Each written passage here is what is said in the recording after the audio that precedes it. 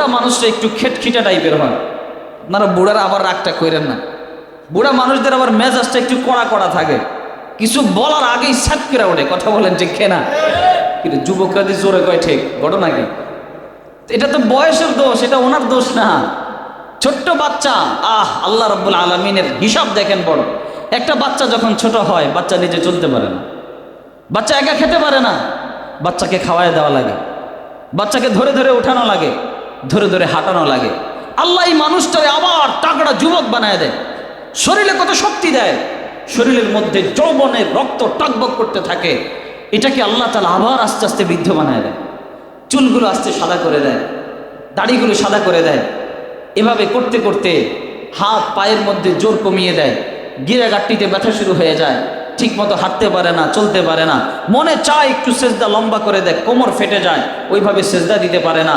মনে চায় রুকুটা লম্বা করে দেখ, কোমর ফেটে যায়, হাঁটু ফেটে যায়, তারপরও পারে না। আল্লাহ দুর্বল করে ফেলে। একটা পর্যায়ে ছোট্ট বাচ্চা যেমনি বিছানা এর মধ্যে পেশাব পায়খানা করে দেয়, বুড়া মানুষটাও একটা পর্যায়ে বিছানার মধ্যে পেশাব পায়খানা করে দেয়।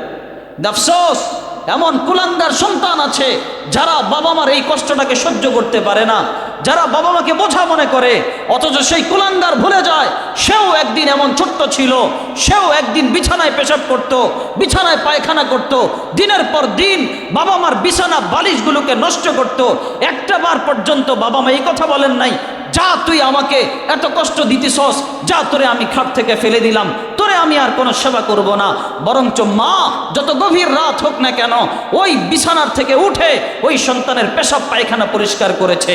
আমি বলতে চাই, আমার দিলে কষ্ট লাগে এটা, যেই বাবা মা তোমার জন্য পেশাব পরিষ্কার করতে পারে, পায়খানা পরিষ্কার করতে পারে, সেই বাবা মা যখন বৃদ্ধ হয়ে যায়, তুমি কোন দুঃখে এই বাবা মার উপর নারাজ হও, তুমি কোন দুঃখে বাবা মার প্রতি কষ্ট পাও?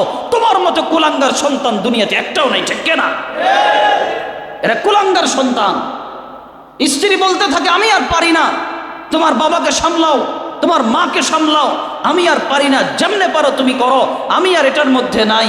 ও স্ত্রী, তুমি একদিন বৃদ্ধ হবা, ও স্বামী, তুমি একদিন বৃদ্ধ হবা, তোমার সন্তান একদিন তোমার সাথে এমন আচরণ করবে।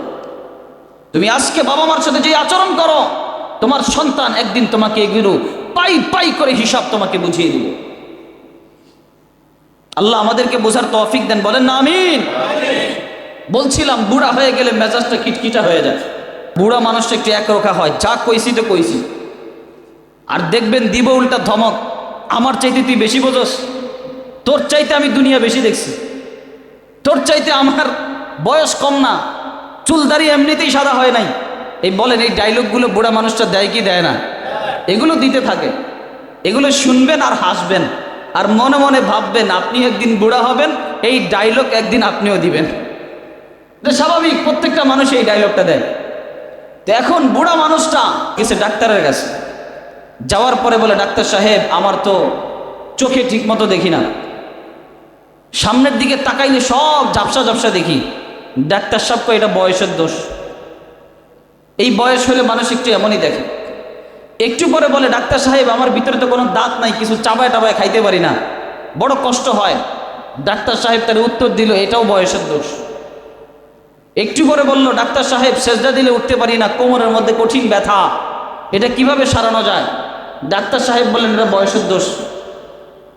একটু পরে বললেন, ডাক্তার সাহেব, হজমে আর পারি না, যা খাই খালি পেট খারাপ হয়ে যায়, কোনো কিছুই হজম করতে পারি না। ডাক্তার সাহেব বলে, এটা বয়সের দোষ। এবার গেছে বুড়া চাচার মেজাজ খারাপ হয়ে, বুড়া চাচা লাভ দিয়ে ওঠে, বলে, হ্যাঁ, তোমার কাছে আসছি, তুমি ওষুধ পানি দিবা, এটা না বইলা খালি কো বয়সের দোষ, বয়সের দোষ, তোমার ডাক্তারের গুল্লি কিলাই, এই কথা বলে দিছে এক থাপ্পড়। ওই ডাক্তার তো চেয়ার টেয়ার নিয়ে একেবারে নিচে পড়ে গেছে। নিচ থেকে উঠার পরে ডাক্তার হাসে আর বলে, চাচা মিয়া, এখন যে কামটা করছেন এটাও বয়সের দোষ।